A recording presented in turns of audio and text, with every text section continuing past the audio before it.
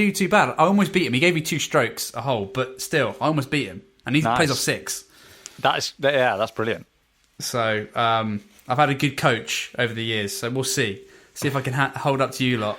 Oh, mate, I just bottle it. I bottle it as soon as I get actually on the course. I'm one of these guys that's great on the range, and then the first tee is just everywhere. I spend more time looking for my ball than I do actually playing. Although I'm pleased with myself because last time I was on the range after I had my hour smashing balls, I actually went on the putting green and spent half an hour holing some putts. Well and done. I was like, and once I got in the rhythm of it and stopped just being a silly bugger, I actually started holing some putts, which is crazy. And usually in golf, that's the part of the game that most people neglect, isn't it? They just smash loads of balls 100%. off the tee, and then they don't even think about the putting. But that's like it's usually at least half of their strokes on the whole course, the putts, right? Totally. The amount of 3 putts you see of people doing, it's ludicrous. So it's just, if you can 2 putt every hole, you'll be fine, really. Because if you get on the green in a okay time, that's either a par or a bogey, right? Pretty much. If you get on the green in a reasonable manner. So if you can just guarantee a 2 putt every single time you do it, then you're good. But it's so much harder than that. And most people are 3-putting all the time, and like it screws up their game, like the entire But it's the least glamorous part of the game for sure. Yeah, Mate. You want to be the guy. You want to be on the first tee with the driver out, swinging for the fences. Just oh man, fantastic. So Eric's mixing up his G&T as we speak. I can see him being very unsafe with a knife and a lemon in one hand. Greg, how about you? What are you drinking tonight? Okay. Again, another one I'm excited about. I think I just get excited about this part of the podcast every week, really. But this one is a bottle I don't think I've mentioned on the podcast. This is a Bunnahabhain. Oh, no, you haven't mentioned that for sure. So, this actually I mentioned. I don't know if you remember when we did a little takeover of a little-known place of Scottish House, London. We sure on did. Instagram. Oh, yeah. Fantastic establishment. Not 100% sure what they do, but they are... No. So they are basically a charity that sort of helps businesses and helps other things, and they're obviously Scottish-based, so they tend to help other Scots around the London area. But they let us sort of overtake their story on Instagram and talk about whiskey on International Whiskey Day. And this is one of the whiskies I said was my favourite. Okay. Oh, yeah. So this is Bunnahabhain, and I'm going to pronounce this. It's a Gaelic word, so just bear with me. Sturidaire. We'll say that. It's a very long word.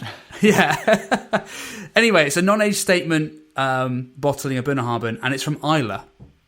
But it's not an Islay whiskey like you'd know. It's a non-peated Islay, completely non-peated. Oh, wow.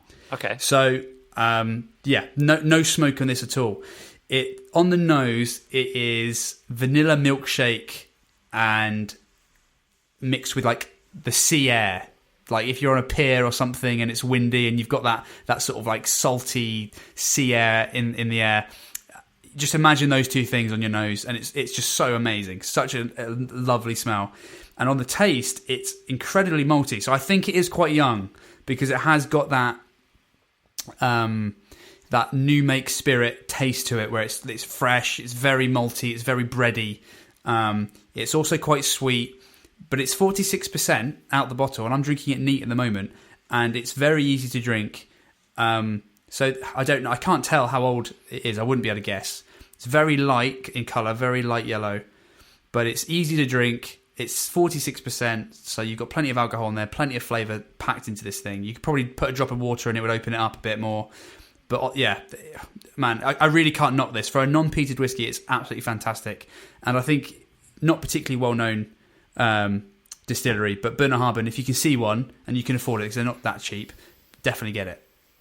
Fantastic. Sounds glorious, my friend. And I do love a chance to try something a bit off the beaten track, something that you don't see on your supermarket shelf. Any opportunity to try one of those, I'm there, man. Yeah. So there. Great stuff. So this evening, gents, I'm drinking something in honour of our guest tonight. So, as we all know, Eric is based up in sunny Wales, and in fact, this was a gift from the one and only Eric. So this particular Scotch / Welsh is a Welsh whiskey. Okay, so obviously most people, as soon as they think of Welsh whiskey, I'm going to call it Scotch because that's what I do. They think of Penderyn, right? So it is a Penderyn. However, it is kind of, it's one of their, I always call them director's cuts. It's one of their premium editions. It's not the standard bottling. It's one that's, if you're delving a bit deeper, it's fancier, and it's their Madeira finish. Single malt Welsh whiskey, Madeira finish, and it tastes like Madeira. Tastes like Christmas cake, rich, hearty flavours. It says Welsh Gold on the side. It is a very regal, opulent taste to it. I don't know whether that kind of translates for people listening, but something that's like something that you drink and you think, oh God, this is rich. This is hearty. It's hearty and big, and it's like frivolous and like no expense spared flavour. Basically, It's got that kind of you only live once flavour. There's loads of butter in it flavour. That sort of vibe. It's absolutely fantastic, and I've got it in my nice new tumbler that I got for my birthday. I'm feeling like Top Cat. I'm feeling a big dog, man. It's love it. It's absolutely fantastic. Yeah, so it's rich, dark, Christmas cakey, that sort of vibe, and it's going down a treat. Absolutely no smoke, a lot of sweetness, but that sort of rich sweetness, molasses, caramel, dry, sugared fruits and that sort of thing. So yeah, great. Thanks very much, Eric. This is we're doing a virtual cheers across the gigantic snug in the ye old Prince's elbow. It stretches across 2 nations. Yeah, cheers all. Cheers, Yaki da. There we go. So yes, of course, Yaki da. Just to double check, Madeira is a sherry? Is that right? Yeah. Cool. So they put it basically finished it in a sherry cask for a year or two or something, or aged it in a sherry cask maybe the whole time. Yes, Is that the idea? Sure. Cool. Yeah, but that, I mean, on the bottle, I think because it's one of these fancier bottles, it's not got the standard spiel. They've gone for like sleek, minimal. Like it doesn't tell you anything really. It tells you like the size and the percent alcohol, and that's it basically. And then it's like gilded lettering on a black label. So they've gone for like minimal stuff. It's like, listen, if you're good enough to drink this, you'll know what to taste. We're not going to tell you what to taste. You'll taste it, baby. That's exactly what I thought when I was panic buying in Prestatyn.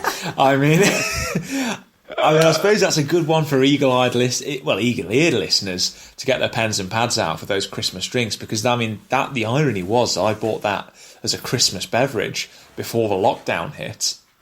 So all of those things that you were getting, I suppose it means it's ideally paired with a Christmas gift, as was the intention. So yeah, there we go. I know it's summertime. The G-string may be poking out, but the festive big pants are just around the corner, listeners. So make a note. The festive long johns are just around the corner, sure. With the buttoned back, on the cover. Yeah. Like an old American prospector. That's the one. Flap open. Oh dear. Oh, crikey me, lads, those stairs are steep. I'd forgot in the Prince's Elbow how steep those stairs are. And going up them is fine. You're bursting for a Jimmy Riddle, and there's the spray man there, and he's like, no spray, no let. And I'm like, mate, I'm just trying to have a Jimmy Riddle here. All right, I know it's been 6 months, but come on, calm down. And then back down the stairs, past the hammered, I'm not going to call them basic, but basic. Just taking a photo on the stairs. The same Auntie Alison's that were at the start of the show. Yeah, Alison and baby Alison. They're on the stairs trying to take a photo, and I've ended up in the back of it, Oh, man. But there we go. So, now that I'm back, I wanted to talk about something slightly more serious than, our usual hijinks, because we all have a great time. But at the end of the day, I think you touched on it previous, that we all thought last year the lockdown was going to end, and it came back with a vengeance. And as much as I want to say I think we're out of the woods, boys and girls, I don't think that we are. I think that October, November is going to come round and there are going to be some sort of restrictions. Now, as much as that is a kicker for everyone, and financially it's going to be very difficult, it's also going to be tremendously difficult emotionally. So what I was thinking of doing now was having a chat about how we're going to make sure that when the winter comes, and if there are restrictions, how are we going to make sure we're looking after our blokes? How are we going to be making sure that we're looking after ourselves so that if something does happen, lockdown, restriction, etc., we're going to be able to hack it and we're going to be able to come out of it the other side? So, there's the classic stay in touch with each other, and all the classic things like your quizzes and your, doing as much as you can, and you're touching base. But I don't know, how do you guys feel that you can stay in touch with your blokes? I mean, it's such a good talking point. Yeah, I completely agree with you. Yeah, I agree that, we've not seen the end of it. It's too good to be true, know. Don't say it. Don't say that. I know. I don't believe in superstition either, so it's not going to change it. But, I know what you're saying, Eric. And, I agree. Listen, if it hits the fan and the worst comes to the worst, I'm going to think back about, okay, what helped me through the previous lockdowns? And I'm talking booze. Serious booze. I'm not talking about the odd beer. This is not good advice. Already the advice is going up to I'm joking. No, I'm joking. I totally. I know what you mean. I'm completely joking. Yeah. When I say booze, what I mean is making the most of your food and drink, right? Because that's what we've got when we're stuck inside, right? Especially when the weather's bad, we can't even go outside. Okay, so make the most of your dinners. Bring a restaurant to you. Bring the pub to you. Get something that's not your usual thing. Think about it. I know, we do this, people might think we're a bit silly. On the podcast, we get into, silly detail about beers and scotches and gins and wines and whatever. But it's like, when you've not got much else, that's it's really important, isn't it? Enjoy it. There's a world of incredible information out there and experiences. It's not just a pint. It can be 10 different things, and you can experience different emotions and different tastes and flavors and stuff in your beer, in your food, in even the ambiance in your flat or your house. Find some new music, find some new art house films that you've not seen, find some look at some art, get a book with art in it, read a new novel, those sort of things. There's a world of stuff that we can do. Bake some bread, blah, blah, blah, blah, blah. All this stuff we don't often think about, looking at art, do we? Or watching a foreign film, or thinking about the beer that we're drinking. We just sort of chow it down, don't we, and get on with it in normal times because there's always so much stuff going on. But make the most of everything you've got. So I guess that's one thing that you can do for yourself, right? But I understand your question, how are we going to look after other people? Listen, chat to us on the Blokes podcast. That's what we can do first and foremost. Seriously, send us a text, send us a message, a DM on Instagram, listen to the pod, let us know. We're always up for topics of conversation. Send us beers to drink. Not, don't have to send us the physical beer, but just tell us a beer that you enjoyed. Tell us a scotch you enjoyed. We'll get it. We'll buy it. We'll drink it. We'll chat about it. It's like we're there with you, right? They can't tell you the amount of times I've had people tell me